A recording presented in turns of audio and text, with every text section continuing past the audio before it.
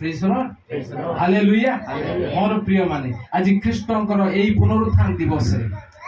एठारे केही भी मृत अछंती बोली मु विश्वास करूँ समस्ते नूतन सृष्टि हालेलुया कारण जे माने ख्रीष्टंकर थारे अछंती से माने किए नूतन सृष्टि कारण पुरातन विषय लोप पाई अछि देख नूतन विषय प्रेज द लॉर्ड आज आपण आ मु माने परीक्षा करी देखिबा कि मो जीवन रे पुरातन विषय लोप पाइछि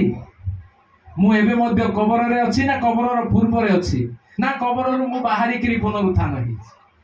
जदि पुरातन विषय लोप पाइछि ताले मोर मिछ कहबा लोप पाइबा कथा